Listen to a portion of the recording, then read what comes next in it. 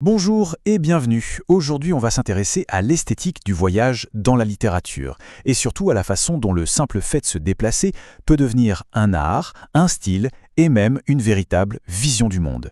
On s'est tous déjà posé la question, qu'est-ce qui fait qu'un récit de voyage nous marque plus qu'un autre? Est-ce que c'est la destination, l'aventure, ou peut-être le regard de celui qui écrit? En réalité, la réponse est souvent plus profonde. Elle se trouve dans la manière dont toute l'expérience est construite, racontée. Alors plongeons directement dans le cœur du sujet, ce qu'on appelle l'esthétique du voyage.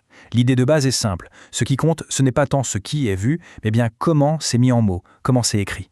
Concrètement, qu'est-ce que ça veut dire l'esthétique du voyage? Eh bien, il faut voir ça comme l'ensemble des choix que fait l'auteur, le type de narration, les images qu'il choisit d'utiliser, le rythme de son récit, le point de vue qu'il adopte. C'est toute cette boîte à outils qui transforme une expérience brute, le déplacement, en une véritable œuvre d'art. Ok, pour bien comprendre comment ça fonctionne, on va décortiquer le récit de voyage en 3 grands éléments, les différentes formes qu'il peut prendre, les motifs, les symboles qui reviennent tout le temps, et enfin les perspectives adoptées par l'écrivain. Le point de départ, il est fondamental. La structure d'un récit, la façon dont il est organisé, ce n'est jamais, mais alors jamais, un hasard. C'est un choix délibéré, une véritable stratégie qui va complètement orienter notre lecture. Et en gros, on peut distinguer 3 grandes stratégies.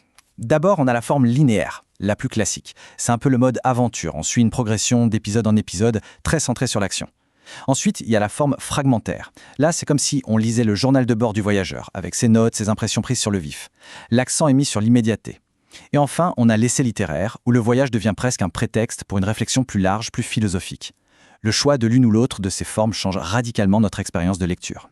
Bon, maintenant qu'on a vu la structure, le squelette en quelque sorte, passons au contenu.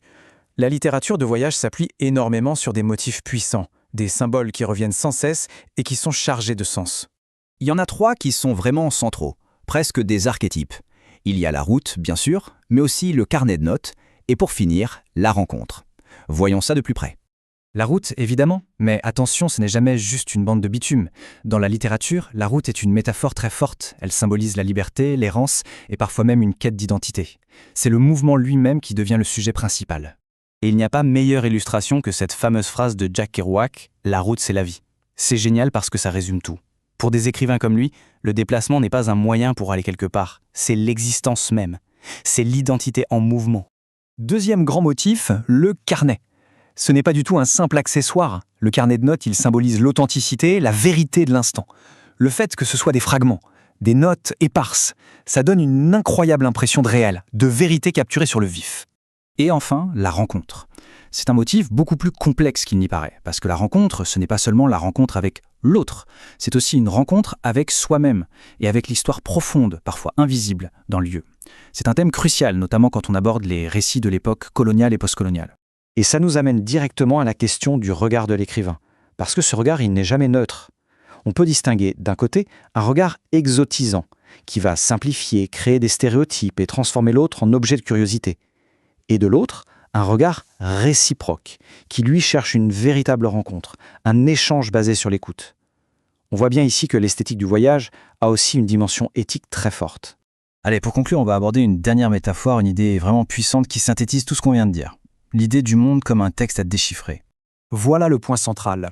Dans cette perspective, un lieu, un paysage, ce n'est jamais un simple décor de carte postale. Ça devient un texte en soi, un texte dense, rempli d'histoire et de sens, qui ne demande qu'à être lu. Alors, lire le paysage, ça veut dire quoi au juste? D'abord, ça veut dire voir les paysages comme des archives, des sortes de millefeuilles historiques. Ensuite, c'est comprendre que chaque ruine, chaque nom de rue, chaque cicatrice dans le paysage raconte une histoire. Et donc au final, l'esthétique du voyage devient un acte d'interprétation. L'écrivain voyageur est celui qui déchiffre ce texte.